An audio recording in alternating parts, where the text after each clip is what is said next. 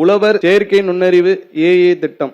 சரியான நேரத்தில் விவசாயிகளுக்கு கிடைக்கும் தகவல் சரியான நேரத்தில் பெய்யும் மழைக்கு நிகர் என்பதை உணர்ந்துதான் விவசாயிகளுக்கு செயற்கை நுண்ணறிவு தொழில்நுட்ப வசதி ஏற்படுத்தி மண் வளம் மற்றும் பயிர் சாகுபடி குறித்த தகவல்களை உடனுக்குடன் வழங்க வேண்டும் என்ற தொலைநோக்கு திட்டம் அறிவிக்கப்பட்டுள்ளது.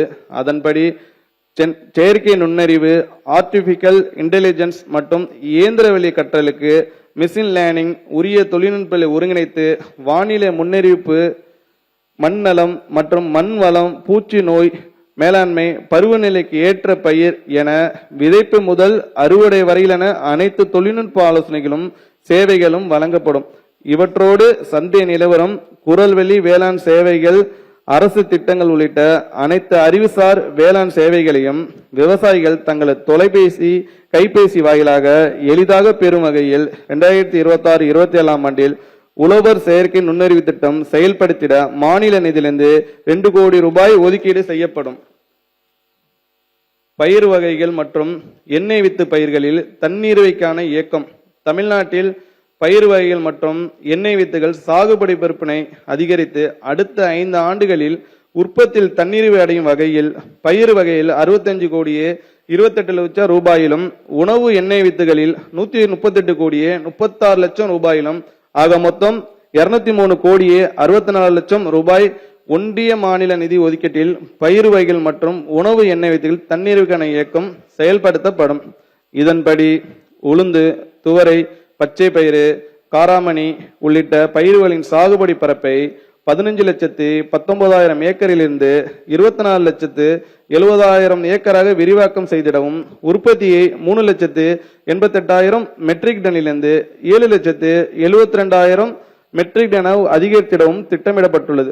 மேலும் நிலக்கடலை, எள், சூரியகாந்தி, ஆமணக்கு போன்ற எண்ணெய் வித்துகளின் சாகுபடி பரப்பை 9,26,000 ஏக்கரில் இருந்து 14,89,000 ஏக்கராக விரிவாக்கம் செய்திடவும், உற்பத்தியை 8,77,000 மெட்ரிக் டனிலிருந்து 16,14,000 மெட்ரிக் டனாக அதிகரித்திடவும் திட்டமிடப்பட்டுள்ளது.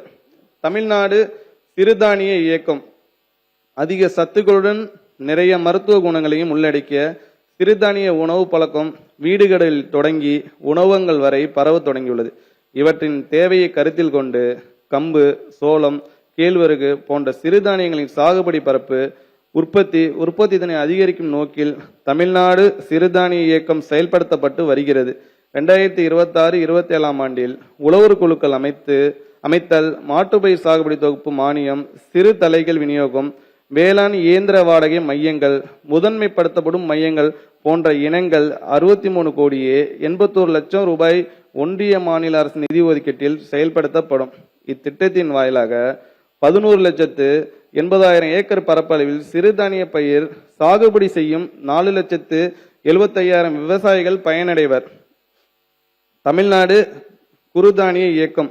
தமிழ்நாட்டில் வறட்சியை தாங்கக்கூடிய குறைந்த நீர் தேவை கொண்ட அதிக ஊட்டச்சத்து நார்ச்சத்துடைய குறுதானியங்களான சாமை, திணை, வரகு, குதிரைவாளி, பனிவரகு போன்றவை சராசரியாக 61,750 ஏக்கரில் சாகுபடி செய்யப்படுகின்றன. இந்த நிலையில் குறுதானியங்களின் சாகுபடி பரப்பை 2 மடங்காக அதிகரிக்கும் நோக்கில் 2026-27 ஆண்டில் தமிழ்நாட்டில் 29 மாவட்டங்களில் தமிழ்நாடு குறுதானிய இயக்கம் செயல்படுத்த 7 கோடியே 61 லட்சம் ரூபாய் மாநில நிதியிலிருந்து ஒதுக்கீடு செய்யப்படும்.